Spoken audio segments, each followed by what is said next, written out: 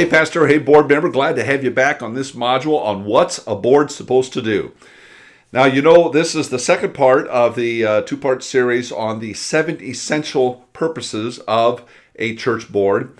And so we covered the first 3 in the last episode. We're going to cover 4 today. But I want to give you a flyover of where we've been in this module. The first discussion we had was of the philosophy of ministry. And you'll remember that I was on the whiteboard and we drew a line across the whiteboard and we had responsibilities, roles above the line and below the line. And above the line, we had things called the worldview, the mission, the core values, and the goals. And those were all in the purview of the board. And then below the line were the strategies, and those were in the purview of the staff. And we noted that when the board and the staff are running in their lanes, informing each other of the action of the others, and the pastor sitting in both groups, the stage is really best set for the church to be able to experience the growth and the forward movement to vision and mission that the Lord wants for the church. So that was the philosophy of ministry. Then the last episode, we talked about the first 3 essential purposes of the church board, which was spiritual support, missional fulfillment, and policy guidance. Now, I want to just take a little aside here before we jump into the 4th through 7th essential purpose, and just note the way boards sometimes can fall prey to thinking. Sometimes it's right thinking, sometimes it's not right thinking. Boards that view the pastor and the staff as employees, particularly the pastor, as employees rather than leaders, find that really stymies the growth of the church.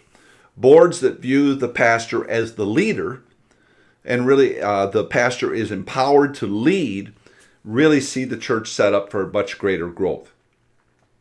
Here's the reality. Boards for pastors can be an unbelievable dream.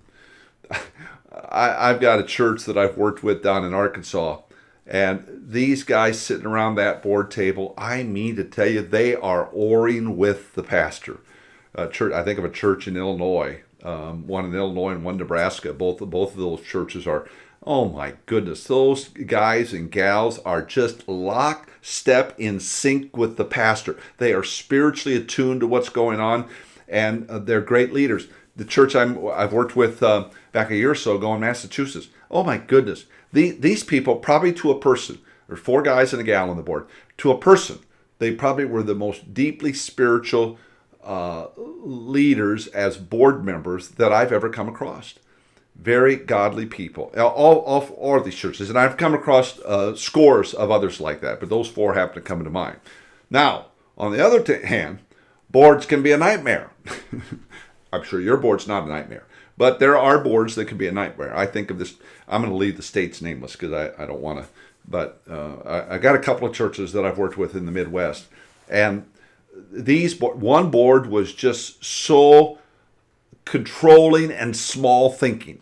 They couldn't get beyond what they've been. Another board in the Midwest was pretty much a good group of guys, except one board member had been hurt so badly by the previous pastor that they couldn't get over the hurt and they couldn't forgive. Had another board member that said, I'm just not going to cooperate. I mean, just flat out said, you guys can do what you want to do. It was a 7-man board and 7 people on the board. And he says, I don't care. I'm not going to go with what you go with. So he was just totally uncooperative. A church back east that I've worked with, they generally were a pretty good group. But then all of a sudden, they had 2 guys that just decided that they knew better than everybody else. And they just started running contrary to the board. It's a nightmare. Boards don't need to be a nightmare. Boards can be a dream, and they are a dream when they're fulfilling the 7 essential purposes of a church board. So let's jump into essential purpose number 4, and that is that of strategic planning. Now, strategic planning is defined as the process of thinking through the future initiatives in a comprehensive manner. You're thinking of everything. Of course, it doesn't take long. We go to the Word and we see in Psalm 20, may He give you the desire of your heart and may all your plans succeed. Jeremiah 20, for I know the plans I have for you, declares the Lord. Plans to prosper you and not to harm you. plans to give you a hope and a future. Oh, we love that verse. Proverbs 15:22. Plans fail for lack of counsel, but with many advisors, they succeed. You know, there's around the board table, there's the spirit power and there's the brain power. We talk about the cognitive and the spirit. And together with the pastor and board, they're all functioning together. I got to tell you, board, you need to think. Use your brain that the Lord gave you.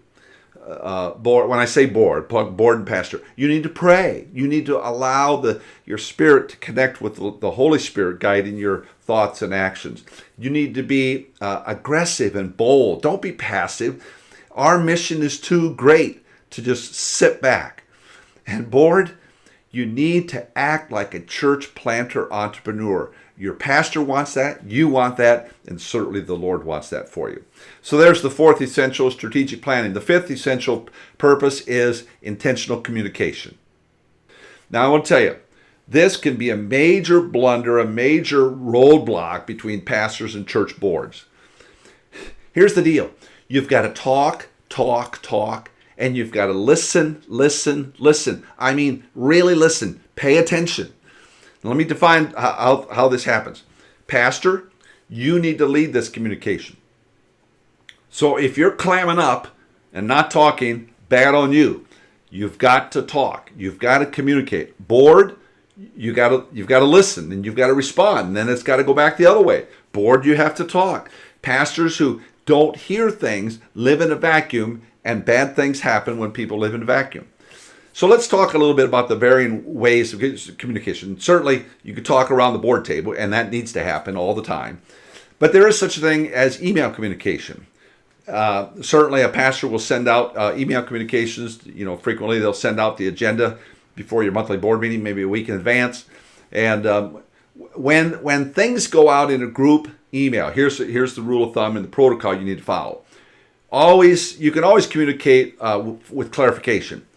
But if you receive an email and you have something that could be construed as negative toward that email subject, never respond negative in email.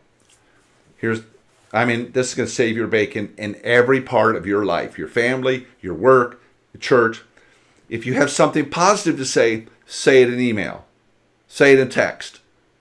Because people will read it over and over and over. If you have something negative to say it verbally. Like pick up the phone. Don't put negative in email communication. Probably not going to happen, but sometimes the pastor will communicate to board members back, and if something goes, if it goes negative, again, probably not going to, but if it does, don't communicate negative. Always communicate positive. If anything needs clarification, fine, but if you have something a bit negative, you got to pick up the phone and talk. You've got to be aware of this. Be aware of privacy issues. Just be smart in the way you're doing email communication. You need to do written communication. Now you maintain confidentiality, but you're going to hear me talk throughout here that doesn't hurt to sit and drop a little note to one another. Old school, like U.S. Postmaster, where they come and put it in the mailbox. If you do this, you actually improve communication because you build relationship. Verbal communication in a board meeting.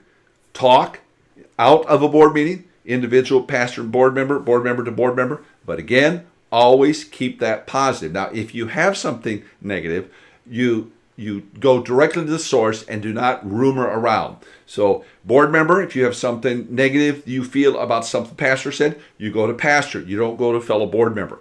And you keep the communication going. And that's frankly Matthew 18, following exactly the way Scripture says to communicate. So that essential purpose. Fifth essential purpose is intentional communication. The sixth essential purpose is document curation. Now, it's not a term we use frequently in churches, but it's in essence, it's taking care of the business of the church. There's a process for gathering information. Now, you always want to do this in concert with the pastor. You're never circumventing the leadership of the church. Honestly, that'd be a loser if you go any other way than working through the pastor in your curation of documents. In curation of documents, you're maintaining records. You maintain the board minutes records. Board actions are recorded. Policies of the board and church are recorded. Spiritual discipline, how you handle spiritual discipline, there's something in policy on that. Human resource records have to be clean and clear. And then certainly your financial records, your financial accountability and the monthly reports, your budget and so on. All those maintenance of records need to be in file and in good order. I mean, that's an essential purpose of the board, to make sure those things are taken care of.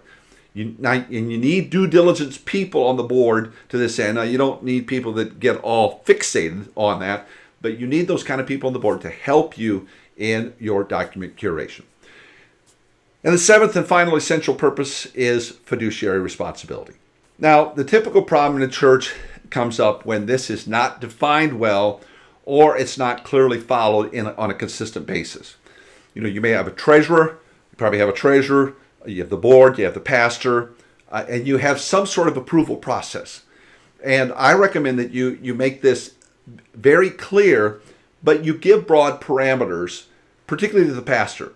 I was dealing with the church here recently, and it wasn't a large church, but the item they were wanting to pick up was going to cost them $100 more than had been approved. And literally, they couldn't make the purchase without going back to the board. The board had to approve every nickel. And I'm going to just tell you, that's a formula for stopping your church growth. So my point is, you want to put parameters in place. Define some spending limit, $500,000, $3,000, whatever it is, depending on the size of your church, that the pastor has authority to work with. But then, pastor, you need to pay attention to it. You have to do due diligence on your part to follow through and track with the fiduciary responsibility that's on your lap, as well as the board's.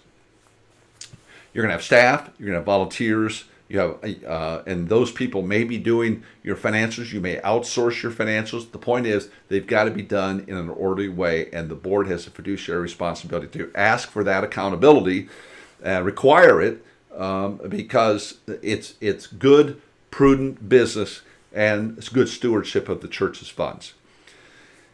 The financial strength of the church will free it up for spiritual activity. I'm telling you, churches that are bound financially have a very difficult time seeing the freedom move forward and people get saved and get spiritually set free from the difficulties in life.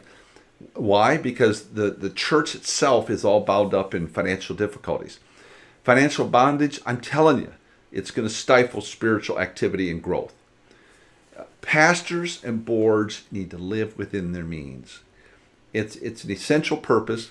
We do it in our homes. We need to do it in the church. And when we do, you're going to see God do great things. In short, practice what you preach. So what's our takeaway from all this? From this episode and the last, I want you to focus in on these 7 essentials. The board needs to be providing spiritual support, missional fulfillment, and policy guidance. They need to be providing strategic planning, intentional communication, document curation, and exercise fiduciary responsibility. If you'll follow these 7 essential purposes of a church board, you'll see God do amazing things in setting your church up for growth. And that's exactly what my prayer is for you. Thanks for taking time on these last 2 videos to watch and learn of the 7 essential purposes. I pray they're a part of your church and you move forward to the glory of God. Look forward to seeing you in the next episode. Be blessed.